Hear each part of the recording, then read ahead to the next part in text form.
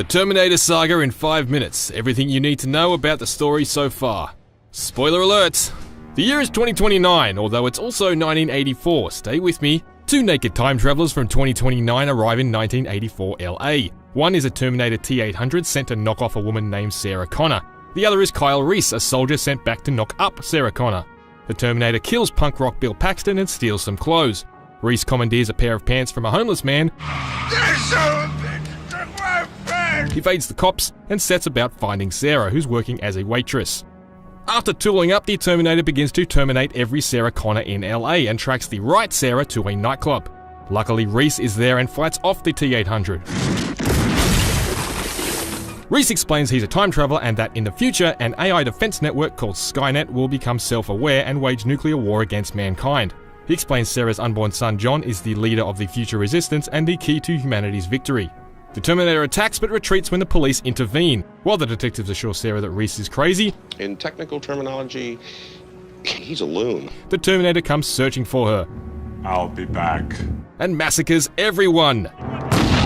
Sarah and Reese escape, and Reese confesses that he's been in love with Sarah ever since John gave him a photograph of her in the future. They subsequently get busy, even though Reese has been wearing that hobo's pants for well over a day at this stage. The Terminator assaults the pair again, and although all its flesh is burned away in a tanker explosion, continues its pursuit. Reese is killed trying to blow it up, but Sarah finishes it off by crushing it. You're a terminated fucker.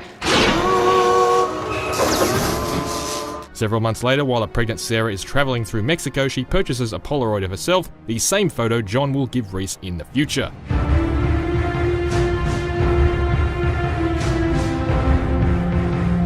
Now it's 1995, although it's also still 2029. We hear Sarah explain the events of Judgment Day, August 29, 1997, and describe Skynet's attempts to destroy John Connor via time travel. Once again, a nude T-800 arrives in the past and immediately acquires clothes, boots, a motorcycle, and some bitchin' sunglasses. Another time traveler also materializes, knocks out a cop, and reappears in his uniform. 10-year-old John Connor is living with foster parents as Sarah is locked up in an institution. We're also introduced to Miles Dyson, who's working with the Terminator arm recovered from the attack on Sarah Connor in 1984.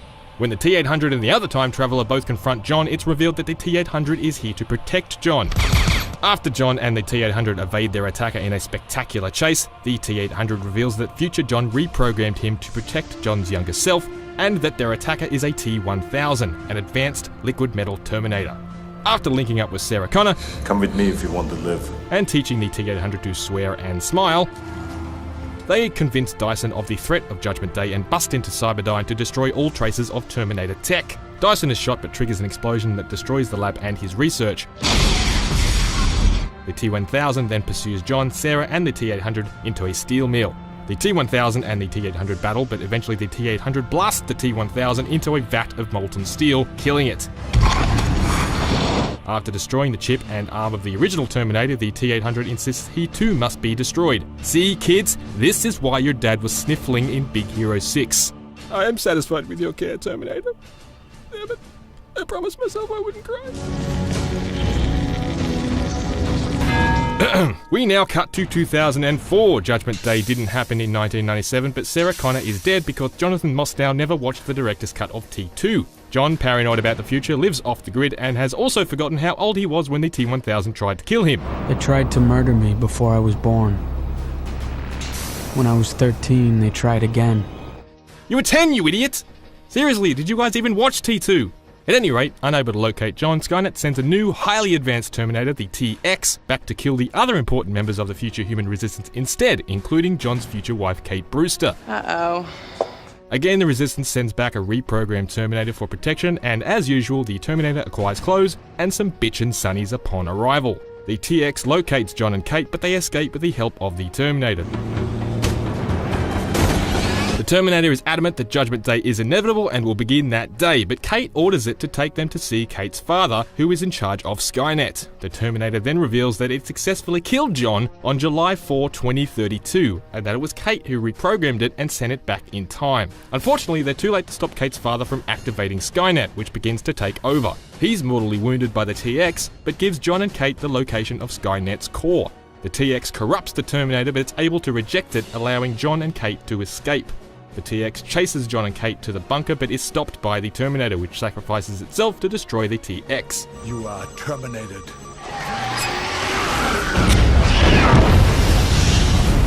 Inside, however, John and Kate discover Skynet has no core and the bunker is a fallout shelter. Judgment Day begins, billions die, and John begins his first moments as a leader of the Resistance. Cut back to 2003, and death row inmate Marcus Wright has just signed over his body to Cyberdyne following his execution. In 2018, 14 years after Judgment Day, John Connor is part of a Resistance raid on a Skynet facility where they discover human prisoners and plans for a new type of Terminator covered in living tissue, the T-800. John is the only survivor of the raid, but a confused Marcus later emerges from the wreckage too. John returns to Resistance HQ where he learns he is second on an intercepted list of Skynet targets. The first is Kyle Reese.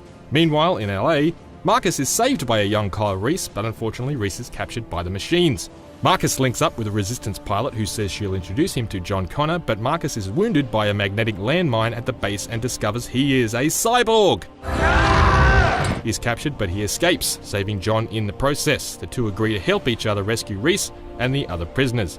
Marcus rips out the chip linking him to Skynet and helps John battle the new Terminator T-800. He eventually succeeds, but not before John is stabbed through the heart. They all escape the facility before it explodes, but John's wife Kate can't repair his heart. Marcus offers John his heart, sacrificing himself to save John. This battle has been won, but the war against the machines rages on. And that brings us back again to 2029, where the fifth John Connor in as many films has just sent his dad back in time to ensure his own existence. But upon arriving, Kyle Reese finds the original past is not what he expected it to be, and Sarah Connor is no waitress. Come with me if you want to live. Man, I need a vacation. Hasta la vista, baby!